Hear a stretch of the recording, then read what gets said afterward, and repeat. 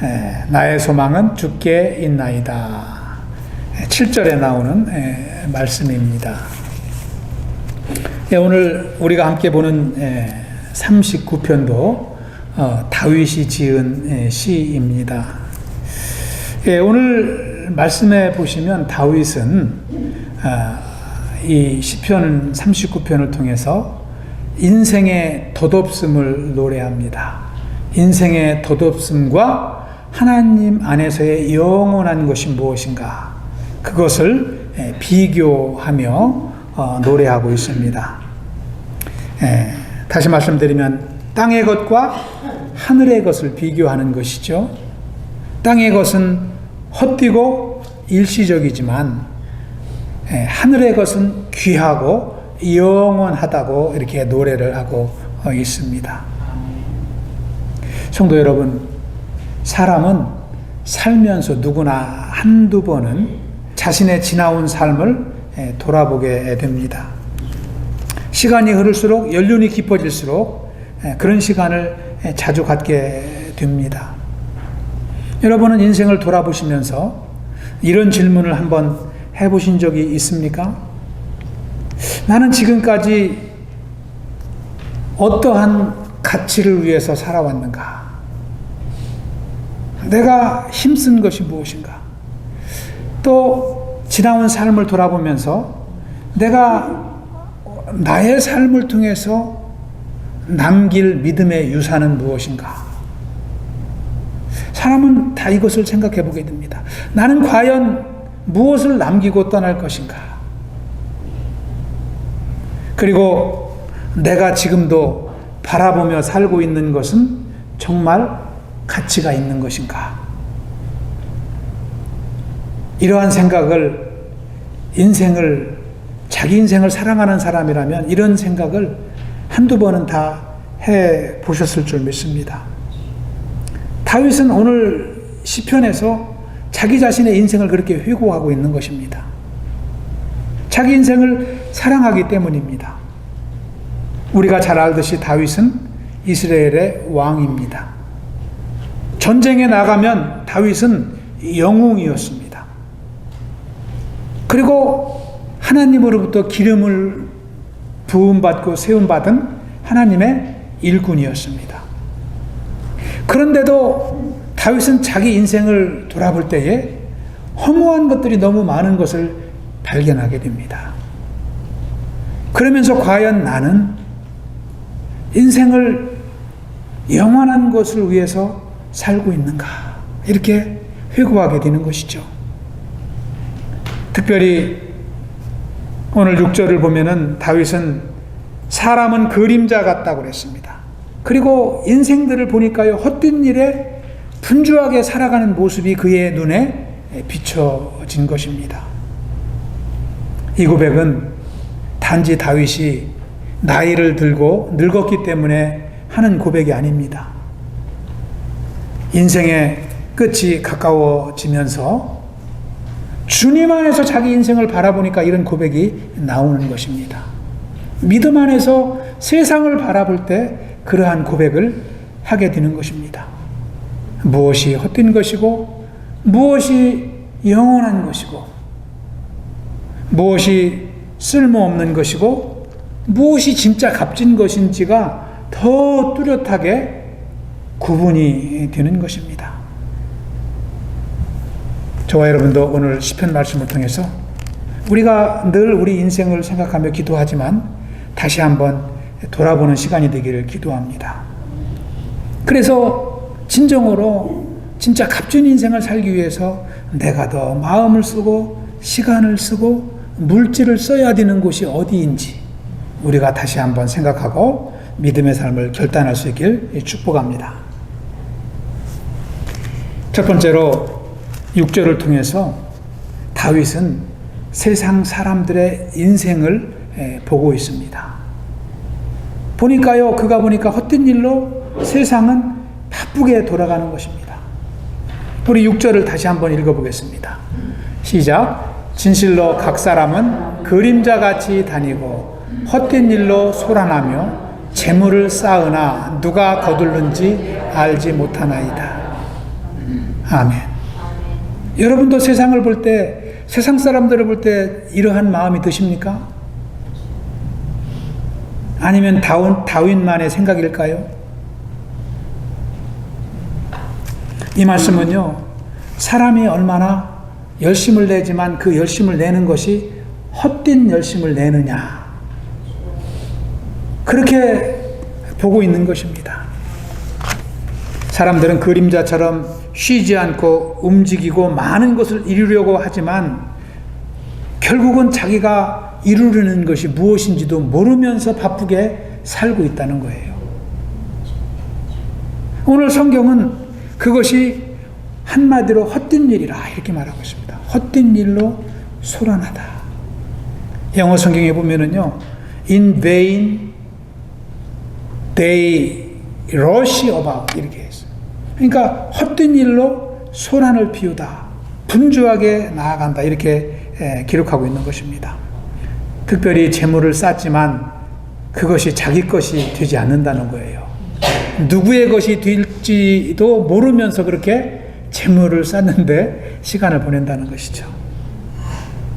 성경은요, 재물 자체를 가치가 없다라고 이야기한 적이 없습니다.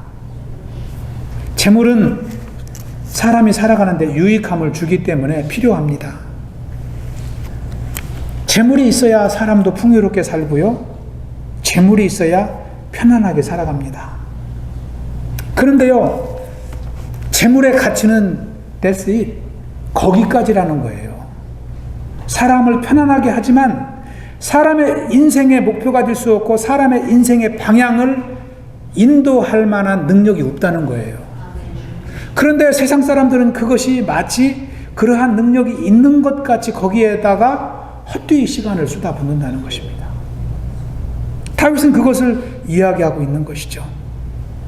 그것을 위해서 인생을 허비하는 사람은요, 나침판도 없이 망망한 바다를 나아가는 배와 같은 것입니다. 목적지에 다다를 수가 없습니다. 그런데도 우리가 사는 오늘날에도 많은 사람들은 그것을 위해서 분주하게 살아갑니다. 필요 이상의 재물을 쌓기 위해서 서로 경쟁하고 불법도 서슴지 않습니다. 그것이 인생이라고 생각을 하니까 얼마나 안타까운 마음이 들을까요? 그래서 성경 6절은 헛된 일로 소란하며 재물을 쌓으나 누가 거둘는지 알지 못한다, 이렇게 결론적으로 고백을 하고 있는 것입니다. 서양 속담에 수의에는 주머니가 없다라는 속담이 있다고 그래요. 수의에, 사람이 죽어서 이제 수의를 입게 되는데 그 수의에는 주머니가 없대요. 왜 주머니가 없을까요? 그렇습니다. 죽은 사람은요, 뭐 물건을 주머니에다 넣어줘도 쓰지 못합니다. 수의만 한 벌 있으면 죽은 사람은 된다는 것이죠. 사람이 평생 재물을 모으지만 죽으면 남의 것이 된다는 것이죠. 자기 것이 될 수 없다는 것이죠. 그런데 그러한 재물을 위해서 인생을 허비한다면 얼마나 어리석은 인생이냐 이거죠. 다윗은 그것을 분명하게 깨달은 것입니다. 여러분, 알렉산더 대왕을 아시죠? 알렉산더 대왕은 온 세상을 정복하고도요, 더 정복할 나라가 없어서 한탄하고 울었다고 그래요. 나는 그렇게 능력이 많은데 더 이상 정복할 나라가 없다는 것입니다. 그는 그렇게 세상을 정복하며 살다가 33살에 죽게 됩니다. 그리고 이러한 유명한 유언을 남겼다고 합니다.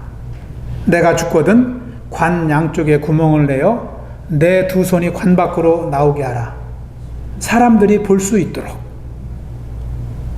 왜 이런 유언을 남겼을까요? 세상을 정복해도 결국은 죽음을 맞이한 인생에게는 아무것도 필요 없다는 것입니다. 근데요, 이것을 살아있을 때 깨달아야 되는데 사람들이 이것을 살아있을 때 깨닫기가 참 쉽지 않아요. 하나님의 은혜가 아니면 이것을 깨닫지를 못하는 것입니다. 결국 인생은 빈손으로 떠난다는 것을 모두에게 보여주고 싶었던 것입니다. 살았을 때도 마찬가지예요. 살았을 때도 창고에다가 꼭꼭 숨겨두고 내 것이라고 살지만 그거 자기 거 아닙니다. 써야 내 것이지 쓰지 않는 게 어떻게 내 것입니까? 그냥 명의만 내 것이에요. 명의만 내 것이에요. 그냥 생명이 떠나가면 다 놓고 가는 것입니다. 이 인생이 이렇게 어리석다는 것이죠. 그래서 우리는 재물로 인해서 분주한 인생을 살지 말아야 됩니다. 아무도 아멘을 안 하시네요. 우리는 이 땅을 사는 동안 재물에 속지 말아야 됩니다. 필요하지만 우리 인생을 인도할 수 없기 때문입니다. 오히려 우리가 가진 재물이 있다면 그것을 스스로 만족하고 감사하게 살고 그것을 인해서 우리의 이웃을 섬기고 하나님을 섬기고 그러한 일에 사용할 때 그 재물을 내 것으로 가치 있게 쓰게 되는 것입니다. 여러분 야고보서 5장 3절에 보면은 야고보 사도는 이렇게 고백을 합니다. 우리 한번 천천히 읽어보겠습니다. 시작. 너희 금과 은이 녹이 슬었으니 이 녹이 너희에게 증거가 되며 불같이 너희 살을 먹으리라. 너희가 말세의 재물을 쌓았다. 아멘. 언제가 말세입니까? 우리가 사는 이 시대가 말세입니다. 예수님이 다시 오시면 세상은 끝나기 때문입니다. 이 말세의 재물을 쌓는 인생은요, 불같이 너희 살을 먹으리라. 생명을 잃는다는 것입니다. 그것을 야고보 사도는 분명하게 말씀하고 있습니다. 그러므로 우리는 항상 자족하게 살아야 될 줄로 믿습니다. 하나님의 은혜로 살아야 될 줄로 믿습니다. 이 시간 저와 여러분이 우리 스스로에게 다시 한번 질문할 수 있길 기도합니다. 나는 지금까지 무엇을 위해서 바쁘게 살아왔는가? 그 분주한 나의 삶이 정말 나의 인생을 값지게 만들고 있는가? 지금까지 내가 쌓아온 것이 무엇이며 하나님 앞에 드려진 귀한 것이 무엇인가? 우리 인생을 생각한다면 우리는 그러한 기도를 드려야 될 줄로 믿습니다. 저와 여러분이 이 땅을 사는 동안 그림자를 쫓는 인생이 아니라 빛 되신 주님을 따르는 삶을 살아갈 수 있기를 기도합니다. 영원하신 하나님을 쫓는 인생이야말로 생명을 얻는 참 인생이기 때문입니다. 할렐루야. 그래서 다윗은 7절에 보면은 이렇게 고백을 합니다. 7절을 보시면요, 주님을 향한 참 소망을 기록하고 있습니다. 주여 이제 내가 무엇을 바라리요? 나의 소망은 주께 있나이다. 나의 소망은 주께 있나이다. 우리 한번 해보겠습니다. 나의 소망은 주께 있나이다. 저와 여러분이 날마다 주님을 의지하고 기도할 때마다 고백해야 될 말씀인 줄 믿습니다. 다윗은 앞에 6절에서 인생의 허무함에 대해서 노래했습니다. 인생은 그야말로 허무한 것입니다. 그렇게 덧없이 빠르게 지나가는 것이 인생이라는 것입니다. 요즘은 100세 시대라 인생이 천천히 지나갈까요? 오래 살기 때문에 인생이 서서히 지나가는 것 같이 느껴지십니까? 100세 아니라 120세를 살아도 지나갈 인생은 빨리 지나갑니다. 너무나 시간이 빠르지 않습니까? 나이가 들수록 시간이 흐를수록 더욱더 빨리 지나갑니다. 어린 시절 조그만 했을 때 동네에서 친구들과 뛰어놀던 기억도 내 머리 안에 생생하게 남아있는데 이제 백발이 무성한 내 자신을 바라보면은요, 언제 시간이 이렇게 지나갔는지 참이 실감이 안 나질 않습니다. 그것이 인생입니다. 그래서 모세는 시편 90편 10절에서 이렇게 고백하지 않습니까? 우리의 연수가 70이요 강건하면 80이라도 그 연수의 자랑은 수고와 슬픔뿐이요 신속히 가니 우리가 날아가나이다. 얼마나 빨리 갔으면 모세가 인생의 말년에 날아간다고 그랬을까요? 우리 인생이 막 그냥 날아간다는 것입니다. 정말 그렇습니다. 인생은 금방 지나갑니다. 허무하게 빠르게 흐르는 것입니다. 우리는 이 허무하고 빠른 이 인생 속에서 무엇을 바라보아야 되느냐는 것이죠. 무엇을 바라보아야 될까요? 다윗은 그래서 이렇게 고백하는 것입니다. 나의 소망은 주께 있나이다. 다윗은 허무한 세상에서 한탄하고 인생을 끝나지 않았습니다. 그 세상 속에서 하나님을 바라본 것입니다. 하나님만이 참 가치가 있다는 것을 발견하게 된 것이죠. 그렇습니다. 하나님 안에 있는 자만이 허무한 인생을 떨쳐버리고 값진 인생을 살게 되는 것입니다. 이 땅의 삶이 전부가 아니라는 사실을 분명하게 깨닫게 되는 것이죠. 하나님은 우리 인생의 생명의 주인이 되십니다. 그래서 하나님 안에 있는 자는요, 육신의 죽음으로 끝나지 않습니다. 그에게는 영생이 있기 때문입니다. 그리고 하나님께서는 마지막 날 예수님께서 온 세상을 심판하실 때 우리 인생을 하나님 나라로 인도하십니다. 우리의 영혼에 생명을 주셨을 뿐만 아니라 우리의 죽었던 육신을 다시 회복시켜 주시는 줄 믿습니다. 그래서 영원히 하나님 나라에서 살게 하시는 것이죠. 예수님이 2000년 전에 이 땅에 오셔서 그것을 몸소 증명을 하셨습니다. 예수님은 십자가에서 죽고 부활하심으로 우리에게 부활의 새 생명을 주셨기 때문입니다. 예수님을 믿는 자들에게 영생을 선물로 주시는 것입니다. 원래 하나님이 우리 인생을 창조하실 때는요, 사람에게는 죽음이 없었습니다. 영원히 하나님과 함께 에덴에서 사는 존재로 지으셨습니다.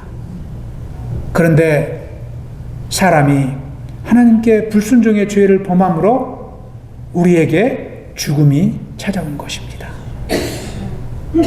그러나 하나님은 우리 인생을 버리지 아니하시고 독생하신 예수 그리스도를 우리에게 보내심으로 우리의 죄를 은혜로 사해 주시고 은혜로 구원하여 주신 것입니다. 그래서 예수님을 믿는 자마다 영생을 얻는다고 성경은 분명하게 기록을 하고 있습니다. 하나님의 세상을 이처럼 사랑하사 독생자를 주셨으니 이는 그를 믿는 자마다 멸망하지 않고 영생을 얻게 하려 하심이라. 할렐루야. 저와 여러분은 이 땅을 살지만 이 하나님의 은혜를 기억하며 살아야 됩니다. 그래야 헛된 세상을 바라보지 아니하고 하나님 안에 소망을 두기 때문입니다. 예수 그리스도를 믿는 자는 죽어도 그의 영혼은 죽지 않습니다. 하나님 안에서 영원히 살게 되는 것입니다. 이 소망 가운데 사는 인생은 이 땅을 사는 동안에도 변화를 받게 되는 것이죠. 소망이 다른 인생과 다르게 살아가는 것입니다. 그래서 여러분이 하나님 안에서 소망을 두고 살게 된다면 저와 여러분의 인생은 완전히 바뀌게 됩니다. 어떻게 바뀔까요? 시간과 물질을 사용하는 것이 달라집니다. 하루 24시간을 사는 삶이 하나님 안에서 소망 두지 않는 사람과는 다르게 살아갑니다. 뿐만 아니라 사람들과의 만남도 다르게 됩니다. 그리고 사람과 만날 때 대화 내용도 달라집니다. 세상을 노래하고 세상 이야기를 하면서 살던 사람도 하나님의 은혜를 나누고 하나님 안에 소망을 전하며 살아가기 때문입니다. 그리고 그 인생에게 고난이 닥쳐도요, 전과는 같지 않습니다. 고난을 헤쳐가는 모습도 다르고요, 또 하나님의 은혜를 누리며 살아가는 삶이 남들과 다르게 되는 것입니다. 성경에는 그러한 믿음의 백성들을 기록하고 있습니다. 여러분, 창세기에 보시면 아브라함이 나옵니다. 아브라함은 믿음으로 살았습니다. 하나님 안에서 소망을 두고 살았습니다. 그래서 그는 가나안에 홀로 떨어졌지만 가나안에서도 하나님을 예배하며 하나님 안에 소망을 두고 믿음으로 살았던 것입니다. 히브리서 기자는 히브리서 11장 10절에서 아브라함에 대해서 이렇게 기록을 합니다.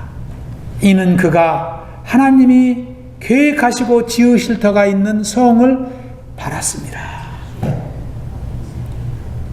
여기서 성이라는 것은요, 영원한 하나님 나라를 말합니다. 그는 가나안에 살았지만 하나님을 바라보며 소망 중에 살았다고 기록을 하고 있습니다. 그래서 그는 약속하신 땅에서 살았지만 그는 거기서 대궐 같은 집을 짓고 떵떵거리고 사는 것이 아닙니다. 나그네와 같이 살았습니다. 나그네와 같이 하나님을 의지하며 믿음으로 사는 것이죠. 그의 영원한 본향은 하나님 나라이기 때문입니다. 그래서 그는 이삭에게도요, 그 믿음의 유산을 남겨줬어요. 재산을 남겨준 게 아닙니다. 가나안 땅에서 믿음을 남겨줬어요. 그래서 이삭이 믿음으로 살았고요, 이삭이 또 야곱에게 믿음의 유산을 남겨주고 요셉에게 믿음의 유산을 남겨주고 믿음으로 살아간 것입니다.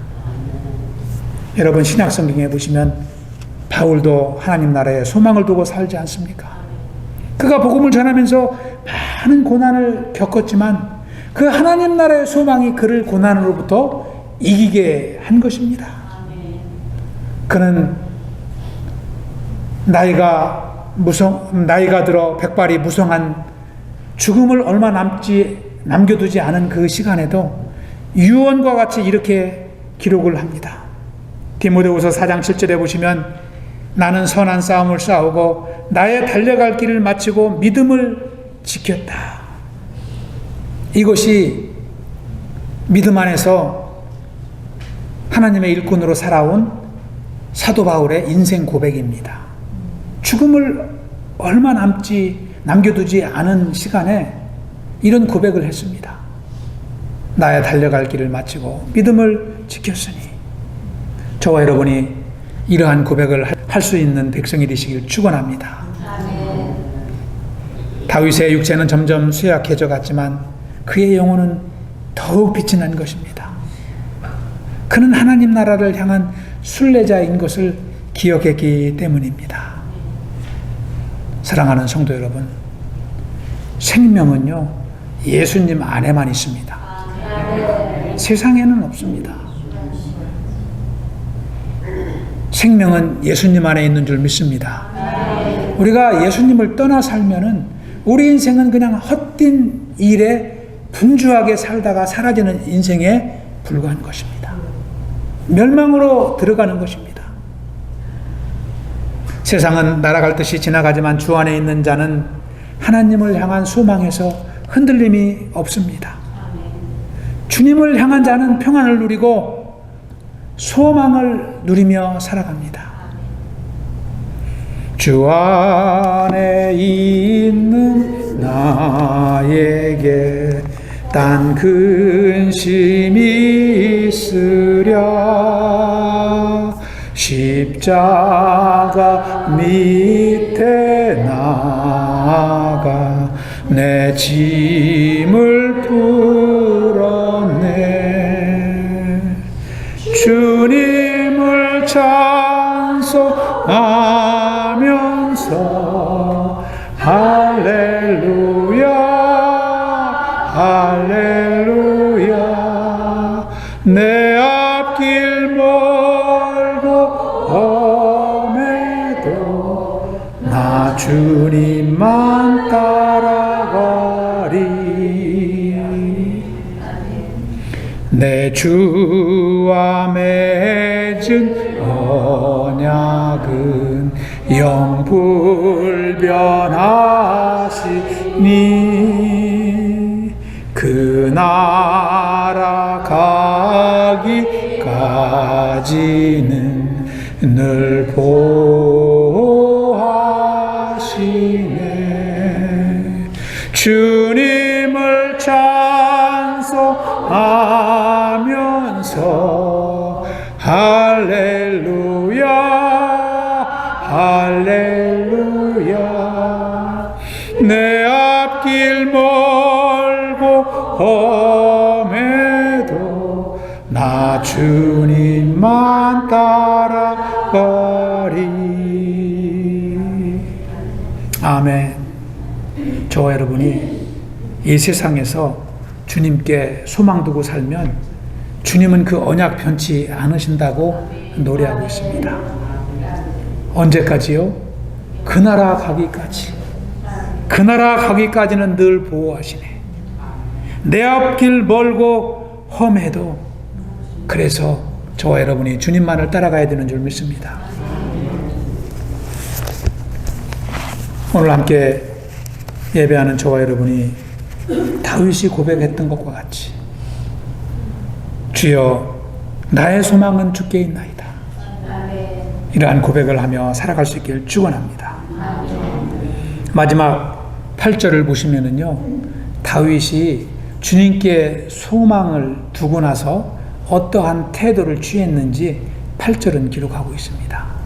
우리 8절 다시 한번 읽어봅니다. 시작. 나를 모든 죄에서 건지시며 우매한 자에게서 욕을 당하지 아니하게 하소서. 아멘. 주님께 소망을 두고 다윗은 자신을 돌아보면서 이렇게 두 가지 기도를 합니다. 첫 번째는요, 나를 죄에서 건져달라는 거예요. 다윗이 이렇게 믿음으로 사는데 자기 자신은 죄악 속에 있다는 것을 발견하는 것입니다. 그리고 두 번째 기도는 무엇입니까? 우매한 자에게서 욕을 당하지 아니하게 해달라는 것입니다. 첫 번째로 다윗이 나를 모든 죄에서 건져달라고 기도한 것은 회개 기도를 드리는 것입니다. 자신의 죄를 겸손히 고백하고 용서를 비는 것이죠. 여러분, 회개라는 것은요, 자기의 잘못을 감정적으로 뉘우치는 것이 아닙니다. 감정적으로 뉘우치는 것뿐만 아니라 자신의 삶의 방향을 이제는 세상에서 주님께로 완전히 돌려놓는 것입니다. 그렇기 때문에 회개한 사람은 마음으로 뉘우칠 뿐만 아니라 삶의 변화를 통해서 하나님께 보여드려야 되는 거예요. 그 삶의 변화가 없으면 이것은 진정한 회개라고 할 수가 없는 것이죠. 여러분, 베드로를 보시기 바랍니다. 가룟 유다는요, 예수님을 팔고 은전 30에 예수님을 팔고 후회했습니다. 그래서 은전을 다시 성전에 갖다 던졌잖아요. 그런데 그의 삶은 변화되지 않았어요. 그냥 자기라고 말았습니다. 그런데 베드로는 예수님을 3번이나 부인했지요. 베드로는 그것을 알고 닭이 울 때에 회개를 합니다. 예수님의 말씀을 기억하고 회개를 합니다. 눈물을 흘리며 회개하고 그의 삶이 어떻게 됐어요? 변했어요. 완전히 변합니다. 성령을 받고 복음을 들고 온 세상을 돌아다니며 결국은 그의 인생도 예수님의 복음을 전하다 순교하게 됩니다. 그의 삶으로 보여준 것입니다. 회개는 이와 같이 말이 아니라 삶을 통해서 보여지는 것입니다. 그래서 하나님께 소망을 두는 사람은 반드시 이렇게 자기의 죄를 하나님께 내려놓고 용서를 구하며 변화된 삶을 살아가게 되는 것입니다. 그러므로 회개 없는 신앙은 껍데기 신앙에 불과한 것입니다. 삶이 따르지 않는 신앙은 신앙이라고 할 수 없는 것이죠. 주님은 마지막 때에 이런 자들에게 말씀하십니다. 그 말씀이 마태복음에 기록이 되어 있습니다. 우리가 잘 아는 말씀입니다. 우리 한번 합독합니다. 시작. 그때에 내가 그들에게 밝히 말하되 내가 너희를 도무지 알지 못하니 불법을 행하는 자들아 내게서 떠나가라 하리라. 마지막 때에 이 말씀을 하신다는 거예요. 우리가 참 삶으로 하나님을 예배해야 되는 분명한 이유가 예수님의 말씀 속에 있는 것입니다. 우리가 아직도 소망을 죽게 두었지만 우리의 삶의 변화를 경험하지 못했다면 우리는 주님 앞에 나아가 회개해야 됩니다. 그리고 삶으로 하나님께 영광을 올려드려야 될 줄로 믿습니다. 이어서 다윗은 우매한 자에게서 욕을 당하지 아니하게 해달라고 기도를 합니다. 우매한 자에게서 욕을 당하지 아니하게 하소서. 이것은요, 다윗 자신이 어리석은 자들로 하여금 욕을 먹지 않게 기도하는 것이 아닙니다. 여기서 우매한 자라는 것은요, 하나님을 알지 못하는 어리석은 자들을 말하는 것이죠.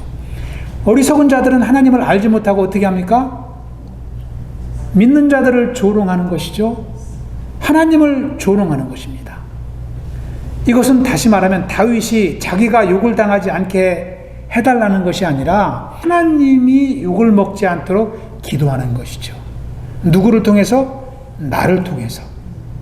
나의 삶이 믿음으로 살지 못하면, 신자의 삶이 믿음으로 살지 못하고 불법을 행하고 믿지 않는 때와 같이 어리석은 삶을 살면은 누가 욕을 먹습니까? 하나님이 욕을 먹는 거예요. 물론 우리도 욕을 먹지만 신자가 왜 저렇게 살아? 그러면 결국은 그것은 그 사람을 통해서 하나님을 요구하는 거예요. 다윗은 그것을 염려하는 것입니다. 주여 나의 삶을 통해서 하나님의 욕먹지 않게 하소서. 내가 믿음 잃지 않게 하소서. 그런 기도를 간절하게 드리는 것입니다. 그래서 진정으로 변화받은 사람은요, 삶의 목적이 하나님의 영광에 있는 거예요. 내 삶을 통해서 하나님을 영화롭게 하는 것이 삶의 목적인 것입니다. 입으로는 하나님께 소망을 둔다고 말하고 있지만 그의 삶은 하나님의 이름을 부끄럽게 한다면 그것은 신자가 아닙니다. 그것은 불신자와 똑같은 것입니다. 진정한 신자는 하나님 앞에 나아가 고백을 합니다. 거룩한 삶을 살기 위해서 몸부림을 치는 것입니다. 나의 언행이나 나의 행동을 통해서 하나님의 교회가 욕을 먹고 하나님의 이름이 실추될까 봐 두려워하는 것입니다. 가정에서나 교회에서나 어디에서나 하나님께 부끄럽지 않게 살려고 힘쓰는 줄 믿습니다. 아멘. 사랑하는 성도 여러분, 오늘 말씀을 통해서 우리는 우리가 하루하루 분주하게 살고 있는 세상이 어떤 곳인지 우리는 분명하게 알 수 있습니다. 그리고 우리가 이 땅에서 살지만 어디에 소망을 두고 살아가야 되는지, 왜 변화된 삶을 살아가야 되는지를 분명히 깨닫게 됩니다. 우리 세상을 잘 알았던 다윗은 6절에서 어떻게 고백을 했습니까? 우리 6절을 다시 한번 읽어보겠습니다. 시작. 진실로 각 사람은 그림자같이 다니고 헛된 일로 소란하며 재물을 쌓으나 누가 거둘는지 알지 못하나이다. 이렇게 헛된 세상에서 헛손질하는 인생들을 깨닫고 다윗은 이렇게 고백을 했다고 그랬습니다. 7절도 우리 다시 한번 읽어보겠습니다. 시작. 주여 이제 내가 무엇을 바라리요? 나의 소망은 주께 있나이다. 아멘. 다윗은 그렇게 주님께 소망이 있음을 고백을 하고 있습니다. 이것은 다윗이 그냥 순간적으로 감정적으로 드린 고백이 아닙니다. 세상을 깨닫게 된 후에 하나님 앞에서 믿음의 결단을 하고 분명하게 고백한 믿음의 고백인 줄 믿습니다. 이것이 하나님께 소망을 둔 인생의 삶인 줄 믿습니다. 여러분, 바울도요, 고린도 후서에서 똑같은 고백을 합니다. 우리 고린도 후서 4장 18절에 보시면 우리가 주목하는 것은 보이는 것이 아니요 보이지 않는 것이니 보이는 것은 잠깐이요 보이지 않는 것은 영원함이라. 다윗의 고백과 똑같지 않습니까? 이 바울도요, 보이지 않는 하나님 나라를 위해서 그것을 표대 삼고 달려온 것입니다. 그렇습니다. 우리가 이 땅을 살아가는 동안 우리 눈으로 볼 수 있는 것들은 다 지나갑니다. 건강도 지나갑니다. 재물도 지나갑니다. 우리가 살았던 안락한 집도 지나가는 것입니다. 영광도 끝나는 것입니다.